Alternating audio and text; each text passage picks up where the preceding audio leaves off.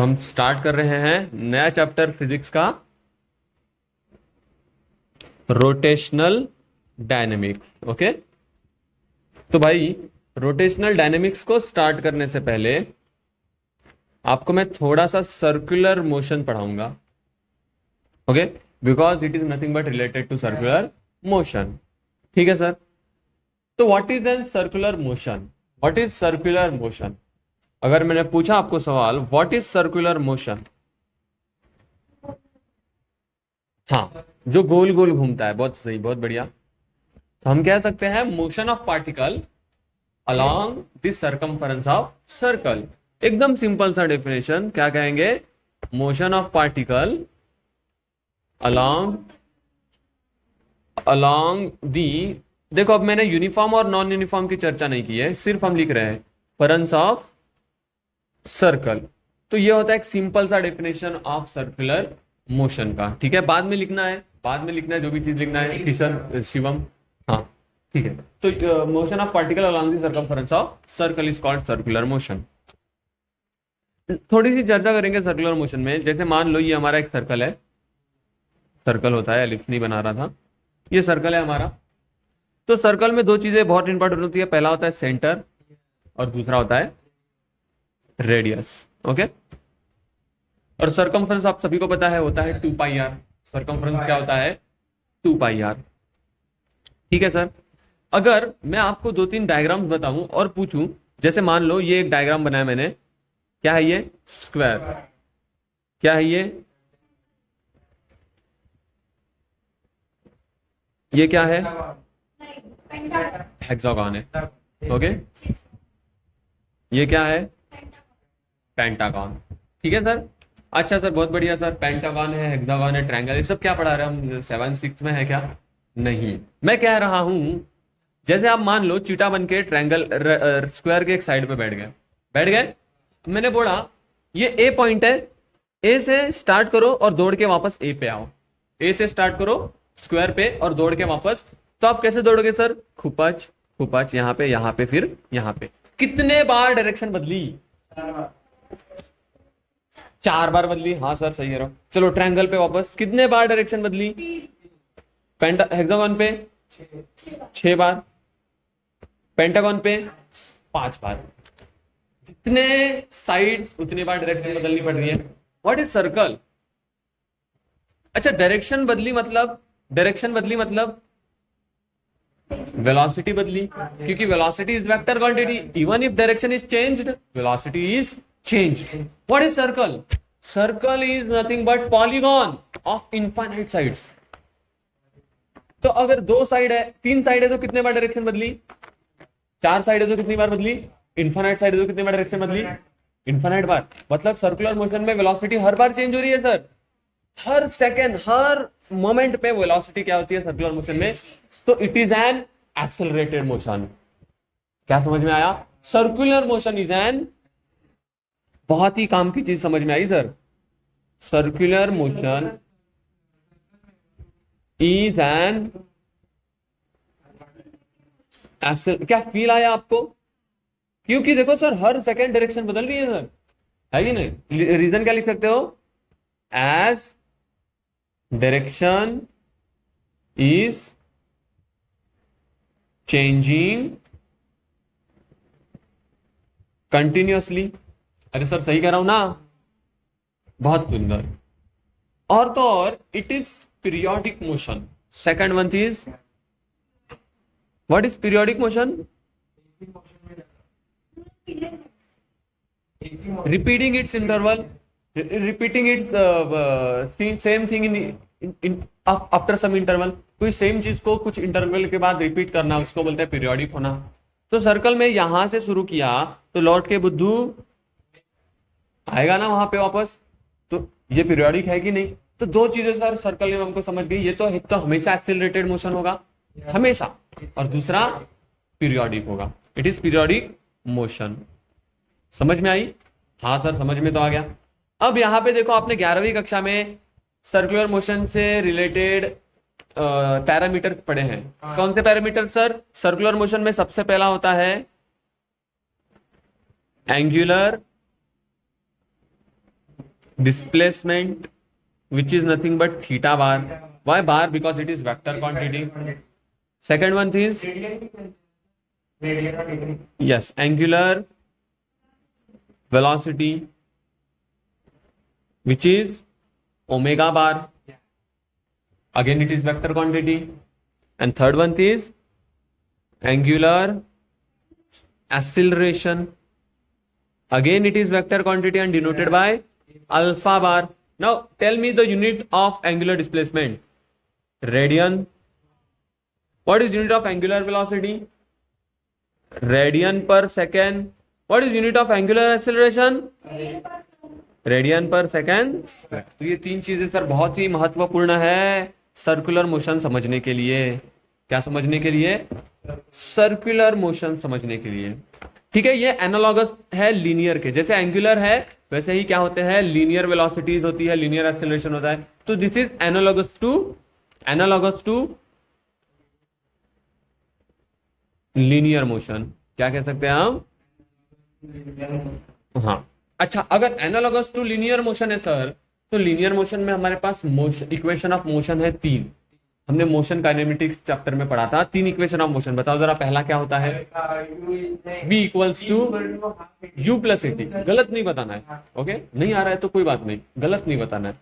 v equals to equation of motion क्या होता है लीनियर मोशन के लिए? इसके लिए लिख रहा हूं, लीनियर के लिए पहला होता है v equals to u plus a t, फिर होता है s equals to ut plus, और थर्ड होता है ये 3 होते हैं। वैसे ही एनालॉगस होते हैं सर्कुलर में भी। एनालॉगस कैसे लिख सकते हैं? v मतलब यहां पे होता है फाइनल वेलोसिटी, u मतलब इनिशियल, और a मींस एक्सेलरेशन और t मींस टाइम। तो यहां पे भी होता है फाइनल वेलोसिटी, और उसको हम लिखेंगे ओमेगा। क्या लिखेंगे? ओमेगा, सिर्फ ओमेगा। और इनिशियल वेलोसिटी को लिखेंगे ओमेगा नॉट। इनिशियल को क्या लिखेंगे? प्लस a का काम कौन करता है? और ये t।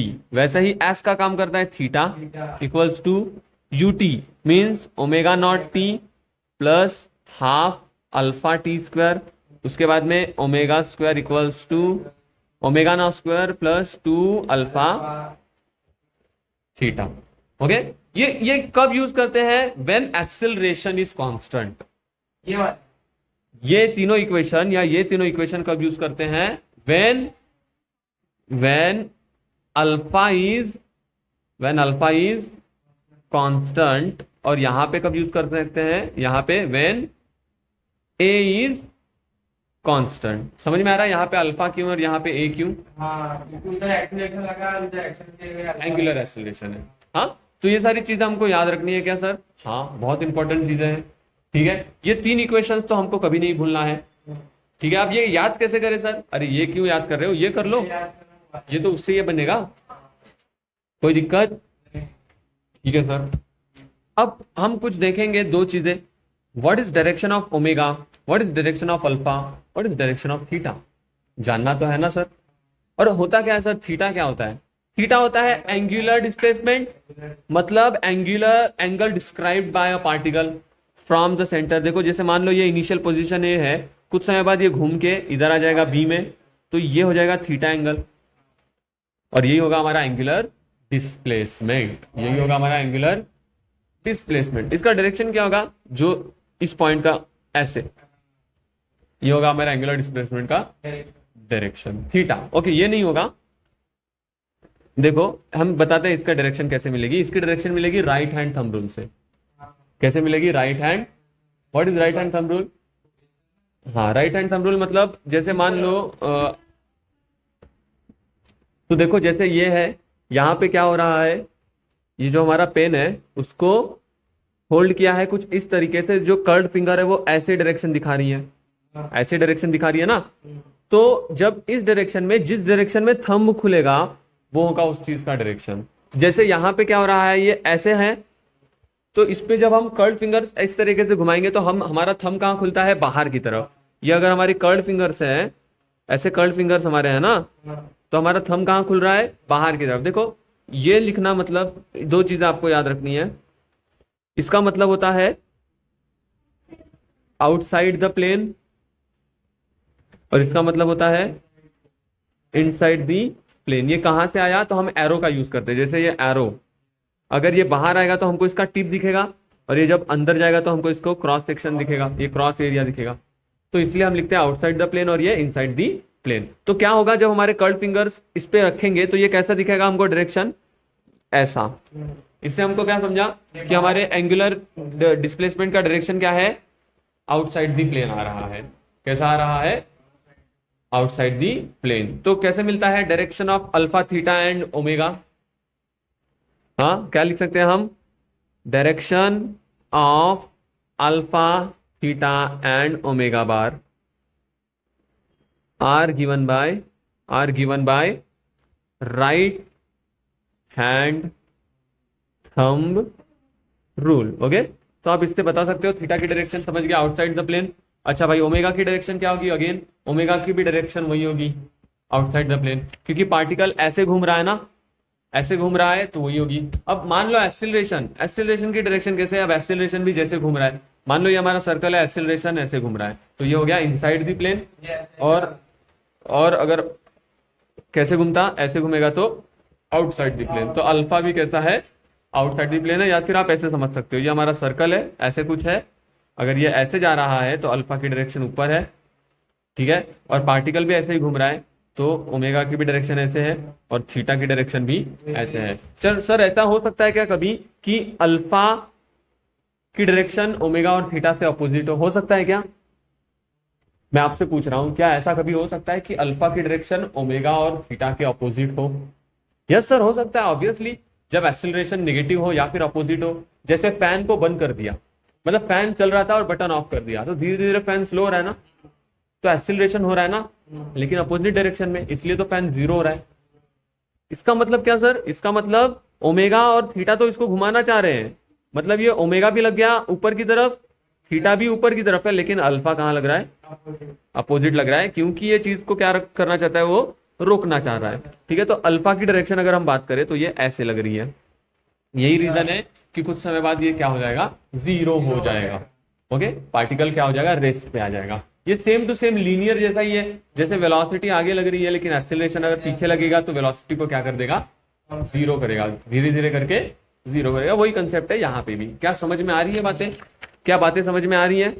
बहुत सुंदर सर, बहुत बढ़िया। आगे चलते हैं। अब हम बात करेंगे, जैसे मैंने बता दिया आपको ओमेगा के बारे में, थीटा के बारे में, अल्फा के बारे में। अगर मैं आपसे पूछूं how to find omega, omega क्या होगा, तो ओमेगा का फॉर्मूला आता है omega bar is theta bar by t. Omega bar is theta bar by, जैसे आपको पता था velocity is displacement upon time, वही है यहाँ पे भी, omega bar is theta bar by t. और अगर हम डिफरेंशिएबल के फॉर्म में लिखे, डेरिवेटिव के फॉर्म में, तो क्या लिख सकते हैं, d omega bar by D t is d theta bar by D T. समझ में आया? ये हो गया पहला फॉर्मूला, आपको याद रखना है। मान लो ये आपको फॉर्मूला याद है, ठीक है, आगे चलते हैं। अभी मान लो आपको पूछा है अल्फा, तो अल्फा बार का फॉर्मूला क्या हो जाएगा, omega bar by t, omega bar by t. और अगर हम डिफरेंशिएबल के फॉर्म में लिखे तो d alpha bar by D t is, okay sorry alpha क्या लिख दिया मैंने यहाँ पे, ये खाली ओमेगा बार आएगा, मैंने बाय मिस्टेक यहाँ पे ऐसा लिख दिया ओमेगा बार, तो यहाँ पे alpha bar is d omega bar by D t. Okay, ये फॉर्मूला हो गया अल्फा के लिए। Rate of change of angular velocity is angular acceleration. ठीक है, ये फॉर्मूला हमको क्या रखने हैं, याद रखने हैं। और एक और चीज, सर्कल में अब आ ही रहे हैं तो एक पुराने फॉर्मूले को याद कर लेते हैं। जैसे ये मान लो ये थीटा है हमारा, और ये अगर हमने मान लिया रेडियस है इसका, तो इस चीज को क्या कहते हैं, इस चीज को लेंथ ऑफ आर्क, जिसको मैंने एस बोला। तो हमारे पास एस, आर और थीटा का एक फॉर्मूला है जो कि हमको बहुत ही अच्छे से याद है, s equals to r theta. ये याद रखना है, बहुत important formula, s equals to, बहुत इंपॉर्टेंट फॉर्मूला है। Okay, s equals to r theta. ये हमको क्या बोलता है, लेंथ ऑफ आर्क, रेडियस और एंगल के बारे में रिलेशन देता है। ठीक है, और यहाँ पे हम थीटा किस में गिनेंगे, मोस्टली हम रेडियन में गिनेंगे। किसमें गिनेंगे, 99% क्वेश्चंस में आपको ये थीटा किसमें दिखने को मिलेगा, रेडियंस में। Okay, pi by 180। डिग्री से रेडियन कैसे जाएंगे, पाई बाय 180 से मल्टीप्लाई करके। चलिए ठीक है, आगे चलते हैं सर। अब हम सर्कुलर मोशन के दो पर्टिकुलर केसेस की बात करेंगे। पहला यूनिफॉर्म सर्कुलर मोशन, जिसको मैं शॉर्ट में लिख सकता हूं यूसीएम। तो यूसीएम का अगर आपको कोई पूछ ले डेफिनेशन, तो आप बोल सकते हो motion of particle along the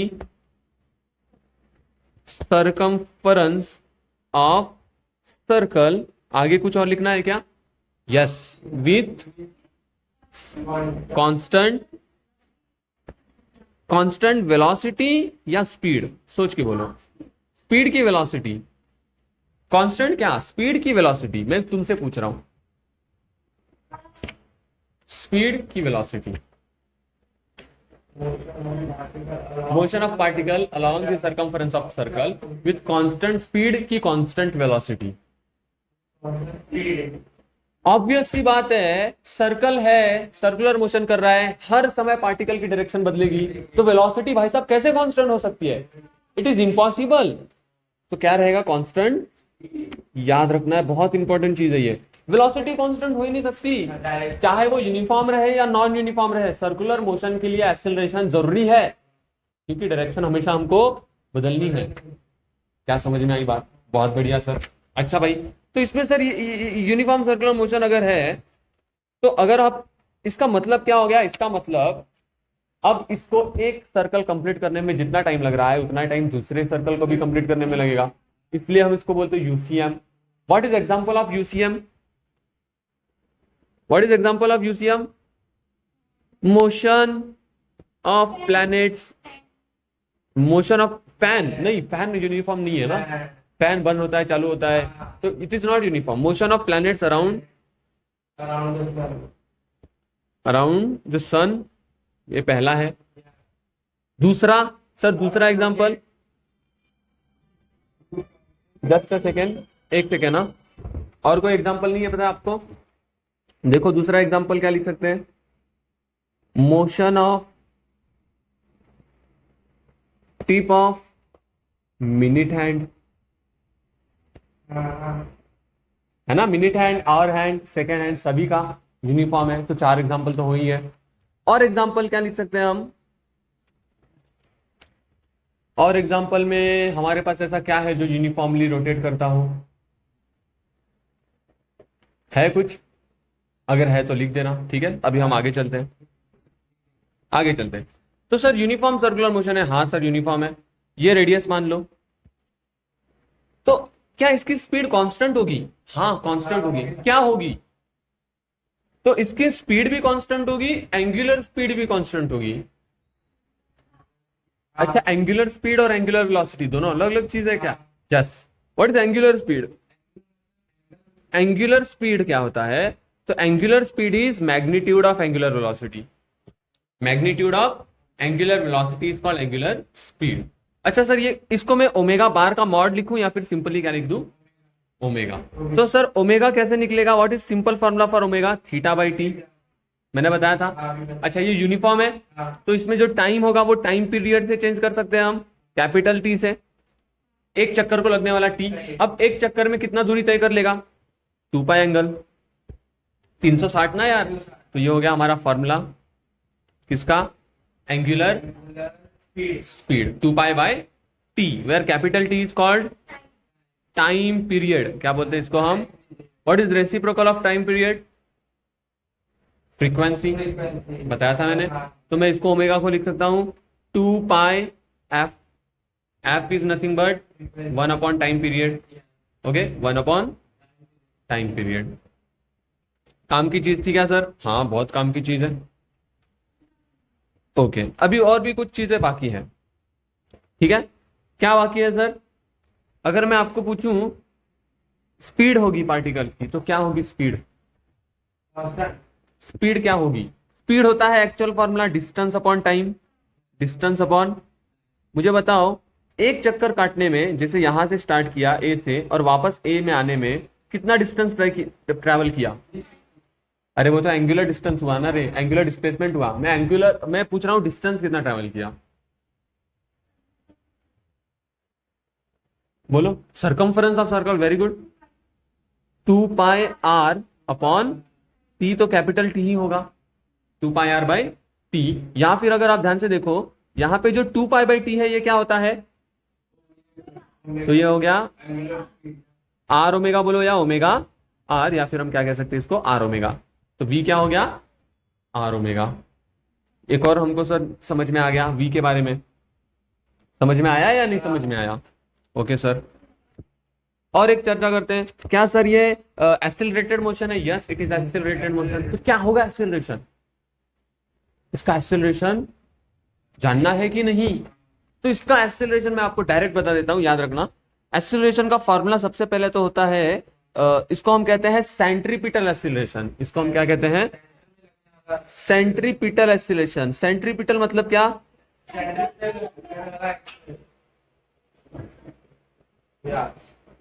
बताता हूं मैं। सेंट्रीपिटल एक्सेलरेशन मतलब जो टूवर्ड्स सेंटर लगे, centre seeking, centre, and this is necessary acceleration for circular motion.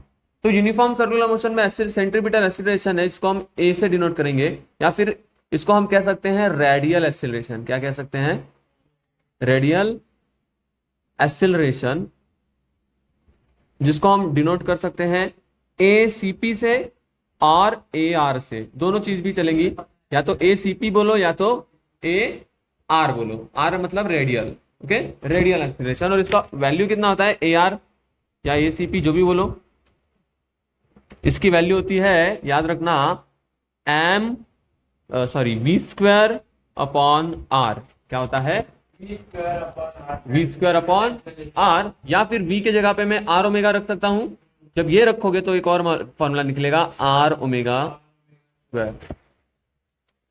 ठीक है, क्या ये वेक्टर है कि स्केलर क्वांटिटी है? Acceleration is vector quantity, so centripetal acceleration is also vector quantity. मैंने क्या बोला, स्केलर बोला? Acceleration is vector quantity, I am sorry गलती से बोल दिया मैंने। तो acceleration is vector quantity, yes sir, acceleration vector quantity है, तो centripetal acceleration is also vector quantity, and a c p bar is minus v square by r, r cap, r cap is unit vector, या फिर इसको हम बोल सकते हैं minus r omega square r cap, या फिर minus r bar omega square. Okay, ये क्या है, हमारी वेक्टर क्वांटिटी है। माइनस साइन क्यों सर, बिकॉज ये टूवर्ड सेंटर है। अगर आप ध्यान से देखो ये सर्कल है, मान लो हमारा पार्टिकल इस पॉइंट पे है, तो सेंट्रीपिटल फोर्स ऐसे लगेगा, और आर बार की डायरेक्शन मतलब रेडियस वेक्टर की डायरेक्शन ऐसे होती है, तो अपोजिट है ना, इसलिए यहाँ पे क्या आ गया, नेगेटिव साइन। ओके, क्योंकि रेडियस वेक्टर के ये अपोजिट। रेडियस वेक्टर समझ में आ रहा है क्या होता है? रेडियस वेक्टर जो सेंटर से सरकमफरेंस को जोड़ता है, ये यहां से जोड़ रहा है ना, तो ये इसकी डायरेक्शन है, यहाँ पे है तो ये इसकी डायरेक्शन है, यहाँ पे है तो ये इसकी डायरेक्शन है, और हमारा सेंट्रीपिटल एक्सेलरेशन तो इसके हमेशा क्या रहेगा, अपोजिट रहेगा, इसलिए यहाँ पे क्या साइन लग गई, नेगेटिव साइन लग गई। ठीक है सर। अच्छा, ये फॉर्मूला कहां से आया सर? मैंने आपको 11th में पूरा डेरिवेशन बताया है। ठीक है, अगर मुझे कभी फ्री टाइम मिले तो आपको मैं ये पूरा का पूरा डेरिवेशन अच्छे से बताऊंगा वापस। आगे चलते हैं और भी कुछ चीजें पढ़ते हैं। तो यूनिफॉर्म सर्कुलर मोशन में ये बहुत ही नेसेसरी फोर्स है। सेंट्रीपिटल फोर्स को हम बोल सकते हैं necessary force acceleration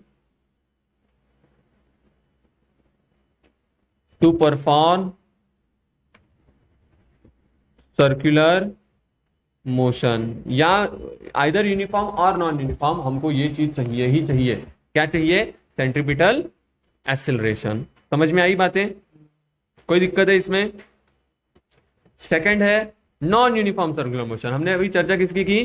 uniform circular motion. क्या तो आपको सब सारी चीजें क्लियर है यहां से? अब हम बात करेंगे सेकंड वन, नॉन यूसीएम, मतलब नॉन यूनिफॉर्म सर्कुलर मोशन। अच्छा सर, इसमें क्या है अलग और उसमें क्या अलग था? तो देखो यार, ये हमारा सर्कल है, पूरी चीज वही होगी, सेम टू सेम। ये होगा हमारा रेडियस, ये मान लेते पार्टिकल का इनिशियल पोजीशन ये है, तो ये पार्टिकल अब नॉन यूनिफॉर्म होगा। नॉन यूनिफॉर्म मतलब ये फिक्स इंटरवल में पूरा चक्कर नहीं काटेगा। मान लो 10 सेकंड में एक चक्कर काटा तो अगले सेकंड में 11 लग रहा हो, अगला समय, या 12 सेकंड लग रहा हो, मतलब यहाँ पे टाइम पीरियड वाला कंसेप्ट नहीं होगा। यहाँ पे कोई टाइम पीरियड वाला कंसेप्ट, तो यहाँ पे हमको सर ओमेगा कैसे मिलेगा? तो हमको ये यूज करना पड़ेगा, D theta by D T use करना पड़ेगा। क्या यूज करना पड़ेगा? D theta by D T use करना पड़ेगा। अच्छा सर ये तो समझ में आया। और v कैसे मिलेगा, आर ओमेगा बोल दो, या फिर यूज कर लो D omega by D T. समझ में आया, ये हमको यूज करना पड़ेगा। और अल्फा इसमें होगा। अच्छा सर इसमें अल्फा, सर इसमें आपने अल्फा की चर्चा नहीं की, एंगुलर एक्सेलरेशन। तो याद रखना यूसीएम में एंगुलर एक्सेलरेशन क्या होता है, जीरो होता है। एंगुलर एक्सेलरेशन क्या होता है, जीरो होता है सर। किसमें, यूनिफॉर्म सर्कुलर मोशन में। अच्छा sir non uniform circular motion में, अरे ये नॉन यूनिफॉर्म है, मतलब उसकी एंगुलर स्पीड कभी बढ़ेगी कभी, तो अल्फा तो नॉन जीरो होगा। Alpha is not equal to zero, इसकी एक वैल्यू होती है, क्या होती है वैल्यू, वो होगी rate of change of angular velocity D omega by D T. Rate of change of angular speed D omega by D T. क्या सर इसमें भी सेंट्रीपिटल फोर्स होता है, मैं आपसे पूछ रहा हूं क्या सर इसमें सेंट्रीपिटल फोर्स होगा। मैंने अभी जस्ट बोला यूनिफॉर्म हो या नॉन यूनिफॉर्म हो, ये तो होना ही होना है। और ये कितना होगा सर, वही होगा जितना उसमें था, वी स्क्वायर अपॉन आर या फिर आर ओमेगा स्क्वायर। मैं खाली मैग्नीट्यूड की बात कर रहा हूँ, डायरेक्शन की बात नहीं कर रहा हूँ। यहाँ पे मैंने डायरेक्शन की भी बात करी थी, यहाँ पे मैं सिर्फ मैग्नीट्यूड बोलूंगा, इसका डायरेक्शन वही होगा जो पहले में था, toward centre, centre seeking acceleration. Okay, r omega square या फिर वी स्क्वायर बाय आर। तो सर इसमें सिर्फ एक ही चीज है अल्फा ही है खाली, और कुछ नहीं है क्या। तो इसमें दो चीजें हैं, एक अल्फा एक्स्ट्रा हो गया, दूसरा होता है ये कौन सा एक्सेलरेशन है, इसको मैंने एक और नाम दिया था radial. Radial acceleration, why radial, because ये अलोंग द रेडियस लगता है। अच्छा सर जो अलोंग द टेंजेंट लग जाए, अरे अरे यस समझ में आया। क्यों टेंजेंशियल, बिकॉज इस बार देखो जो हमारी वी है, ये जो हमारी वी है, क्या ये कांस्टेंट है क्या, नहीं कांस्टेंट है। यहां पे कांस्टेंट ही देखो, यहां पे 2 पाई आर बाई टी एक फिक्स वैल्यू है, ये कभी चेंज नहीं होगी यूनिफॉर्म में। लेकिन यहां पे जो v है ये कांस्टेंट नहीं है, इसका मतलब v बढ़ भी सकती है। और v को जब बढ़ाता है, जैसे मान लो ये पार्टिकल है और ये यहाँ पे v है, इसको कौन बढ़ाएगा, जब इसी डायरेक्शन में कोई एक्सेलरेशन लगे, अदरवाइज इसका बढ़ने का कोई चांसेस। अच्छा क्या हो अगर v को मैं परपेंडिकुलर एक्सेलरेशन दूं, क्या इसकी v की वैल्यू चेंज होगी, क्या v मतलब मैं स्पीड बोल रहा हूं, वेलोसिटी नहीं बोल रहा हूं, स्पीड की वैल्यू चेंज होगी, नहीं होगी। यही तो खास बात है, क्या है, यही तो खास बात है कि जब v को एक्सेलरेशन परपेंडिकुलर लगे ना, तो इसके अंदर कोई चेंज नहीं आता। हाँ तो क्या होता है सर, इसकी डायरेक्शन बदलेगी, समझ रहा है। और अगर 90 से कम लगे तो, यस 90 से कम लगे तो एक कंपोनेंट इसका वेलोसिटी स्पीड बढ़ाएगा और एक कंपोनेंट इसका डायरेक्शन बदलेगा। तो सर हाँ नहीं, स्पीड की मैग्नीट्यूड चेंज नहीं होगी, खाली डायरेक्शन चेंज होगा। समझ में आ रहा है। हाँ तो यहां पे क्या होगा सर, यहां पे हमको लग रहा है एक और एक्सेलरेशन जो ऐसे लगेगा, जो v के डायरेक्शन में लगेगा a, और इसको हम a नहीं कहेंगे at कहेंगे। at का मतलब क्या, टेंजेंशियल एक्सेलरेशन, और यही अलग चीज होती है नॉन यूनिफॉर्म सर्कुलर मोशन में। ओके और जो यहां पे लगे वो A R radial acceleration. Sir इसकी वैल्यू क्या होती है एटी की, एटी की वैल्यू होती है r into alpha, r into, ये याद रखना है, आर इंटू अल्फा, या फिर change of speed d v by d t, d v by, ये होती है, क्या होती है ये, टेंजेंशियल एक्सेलरेशन। ये तुमको क्या रखना है, याद रखना है, डीवी बाई डी टी ऐसे लिख दो। अच्छा सर मतलब नॉन यूनिफॉर्म सर्कुलर मोशन में दो एक्सेलरेशन, यस दो एक्सेलरेशन, कहां कहां, एक रेडियल और एक टेंजेंशियल। तो ये तो सर नेट एक्सेलरेशन नहीं है, नेट एक्सेलरेशन कैसे मिलेगा, तो मैं बताता हूं आपको। ये हमारा पार्टिकल है, मान लो ये लग रहा है हमारा एक ए आर और ये लग रहा है हमारा एटी, तो नेट कैसा रहेगा, नेट एक्सेलरेशन कहां लग रहा है सर, नेट एक्सेलरेशन इनका बीच का ये कंपोनेंट देखो रिजल्टेंट, ये हो गया हमारा नेट एक्सेलरेशन ए। सर कैसे निकलेगा, ए कैसे निकलेगा, square root of a t square plus a r square. Okay ये होगा हमारा नेट एक्सेलरेशन। ये कहां से आया सर, वेक्टर, ये मान लो आई है, ये है जे, तो root of i square plus j square है ना, क्योंकि एक दूसरे को परपेंडिकुलर है। याद करो वेक्टर चैप्टर, हाँ वेक्टर चैप्टर से लिया ये। ओके, तो ये होगा हमारा नेट एक्सेलरेशन। तो ये हो गया हमारा non uniform circular motion motion. क्या होता है नॉन यूनिफॉर्म मोशन में? और एंगुलर एक्सेलरेशन, ये एक्स्ट्रा काम आ जाते हैं। और ये वाला चीज दोनों में क्या आपको समझ में आ रहा है? यूनिफॉर्म और नॉन यूनिफॉर्म का फर्क अच्छे से समझ में आ गया? 100% श्योर हो? तो मैंने आपको एक बात बताई थी कि जब भी स्पीड, जैसे पार्टिकल के ये है हमारी स्पीड की डायरेक्शन और परपेंडिकुलर लगे एक्सेलरेशन, तो ये सिर्फ इसका डायरेक्शन बदलेगा। और यही कारण है कि जब सेंट्रीपिटल एक्सेलरेशन लगता है तो स्पीड में कोई चेंज नहीं आता, बस वो घूम जाता है। समझ में आ रहा है? लेकिन डायरेक्शन तो बदली ना यार, इसलिए हम कहते हैं कि वेलोसिटी चेंज हुई। ओके, कोई दिक्कत है इसमें? एग्जाम्पल क्या हो सकते हैं? अच्छा मैंने एग्जाम्पल तो बताया नहीं नॉन यूनिफॉर्म के, तो एग्जाम्पल लिख सकते हैं stone tied to string and whirled in vertical circle। ठीक है, और क्या लिख सकते हैं? Rotation of fan when it is turned off, rotation of fan, या फिर motion of tip of fan when it is turned off। तो ऐसे कई एग्जांपल्स है जो आप यूज कर सकते हो, बता सकते हो। ठीक है, जैसे मैंने आपको बताया लीनियर में, किसमें? लीनियर में अगर ये वेलोसिटी है या फिर स्पीड है, ये अगर ये पार्टिकल की स्पीड है और ये अगर एक्सेलरेशन है, ये कैसे लग रहा है?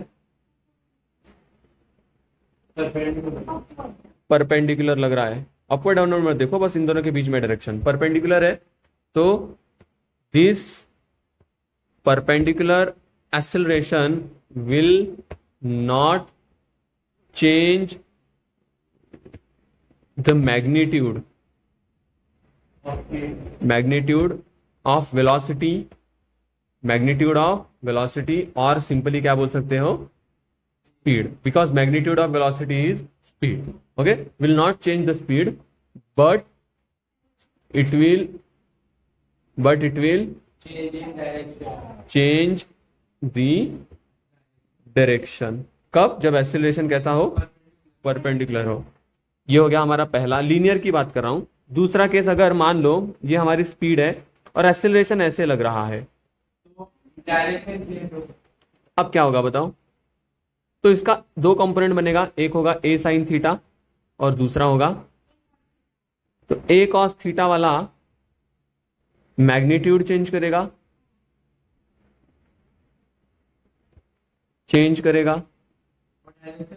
और a sin थीटा डायरेक्शन। मतलब इस केस में क्या होगा? ये भी बढ़ेगी और डायरेक्शन भी बदलेगा जब a क्या हो? कुछ एंगल पे लग रहा हो। और तीसरा केस हम क्या कह सकते हैं? तीसरा केस अगर पैरेलल हो तो क्या होगा? सिर्फ only magnitude of velocity will change. कोई डायरेक्शन चेंज होगा क्या? सीधे है तो सीधे ही चलते रहेगा। तो ये तीन केसेस बहुत इंपॉर्टेंट थी, मैंने लिखा दी। क्या समझ में आ रही है? ये था लीनियर के लिए। किसके लिए था ये सारी चीजें? अब थोड़ी सी सर्कल के लिए भी चर्चा करते हैं। अब सर्कुलर में क्या होता है? जैसे मान लो ये हमारा ऐसा सर्कल है और ये ऐसा लग रहा है, मान लो ये पार्टिकल हमारा ऐसे घूम रहा है,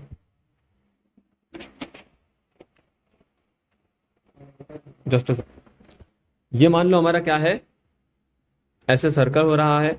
ये हो गया हमारे ओमेगा की डायरेक्शन, है ना? ओमेगा की डायरेक्शन क्या होगी? बोलो। ये होगी ओमेगा की डायरेक्शन। मान लो omega is increasing, if omega is increasing, तो मुझे बताओ अल्फा की डायरेक्शन क्या होगी? अल्फा की डायरेक्शन होगी देन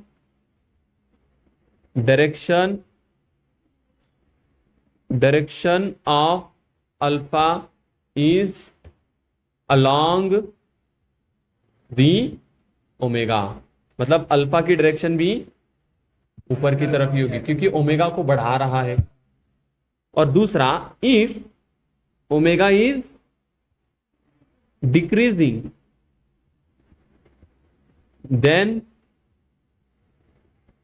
डायरेक्शन ऑफ अल्फा क्या होगा, अपोजिट टू दी ओमेगा। मतलब क्या होगा यहाँ पे, ये ऐसा हमारा, ये हमारा ऊपर की तरफ, ये हमारा पार्टिकल ऐसे घूम रहा है ओमेगा, लेकिन अब क्या हो रहा है, ओमेगा ऊपर है लेकिन अल्फा कहाँ होगा, नीचे होगा। और धीरे धीरे ओमेगा क्या किसकी तरफ जाएगा, जीरो की तरफ। ये समझ में आया, ये समझ में आया। और एक चीज, ये चीज इंपॉर्टेंट है, क्या हो अगर ये हमारा मान लो, एक सेकेंड, ये हमारा मान लो अल्फा, ये सर्कल है, ऐसा है, ये ऐसा हमारा ओमेगा है, मतलब इस डायरेक्शन में ओमेगा है, और इस बार अल्फा ना ऐसे लग रहा है ना ऐसे लग रहा है, हालांकि अल्फा कुछ ऐसे लग रहा है, ऐसे लग रहा है अल्फा। सोचो क्या होगा, डायरेक्शन चेंज नहीं करो। क्या होगा, सोचो, सोच के बताओ। अब क्या होगा पता है, जो लीनियर में होता था, जैसे v ऐसे लग रहा है और एक्सेलरेशन कुछ एंगल पे लग रहा था, वैसे ये भी हो रहा है। तो अब क्या होगा, अल्फा के दो कंपोनेंट निकलेंगे, एक यहां पे निकलेगा और एक यहां पे। एक तो एक कंपोनेंट अल्फा का हम बोल सकते हैं अल्फा का पैरेलल कंपोनेंट, हम ऐसा लिखते हैं अल्फा पैरेलल।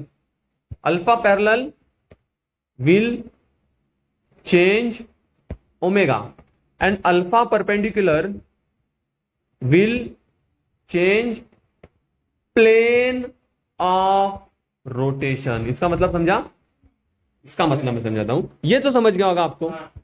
ओमेगा को चेंज करेगा, किसको चेंज करेगा, ओमेगा को, मतलब ओमेगा को या तो बढ़ाएगा या तो, या देखो अल्फा का एक कंपोनेंट ये आएगा, आपको समझ गया होगा नीला वाला, और अल्फा का दूसरा कंपोनेंट ये होगा।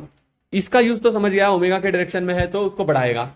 ये क्या करेगा मैं बताता हूं, देखो ध्यान से देखना। ये जो कंपोनेंट लग रहा है अल्फा का, ये इस रोटेशन को ही घुमाएगा, ऐसे एक्सिस ऑफ रोटेशन को घुमाएगा। मतलब ये अभी ऐसे घूम रहा है ना, कुछ समय बाद ये ऐसा हो जाएगा,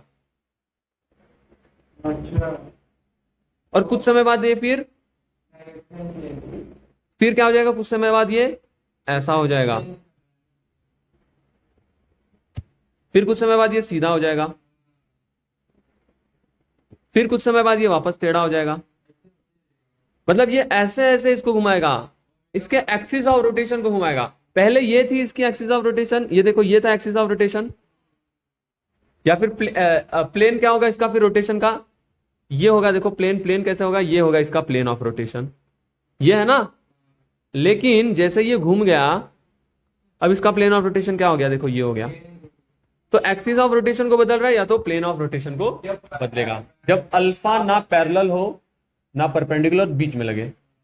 और अगर अल्फा परपेंडिकुलर होगा तो क्या होगा, सिर्फ प्लेन ऑफ रोटेशन बदलेगा, ओमेगा को कोई छेड़छाड़ नहीं करेगा। जैसे v जब v के परपेंडिकुलर लगता था, सेम टू सेम। समझ में आ रहा है क्या, ये बहुत काम की चीज है। ये आपको मैं कह सकता हूं, ये आप जेईई मेंस और एडवांस में भी इन सब चीजों का यूज है। आपके बेसिक बोर्ड्स में इसके ऊपर कोई क्वेश्चन नहीं आएगा, ठीक है। बस बता रहे थे। आपको मैं बता रहा हूं, एक्स्ट्रा इन्फॉर्मेशन बहुत ही इंपॉर्टेंट चीज थी।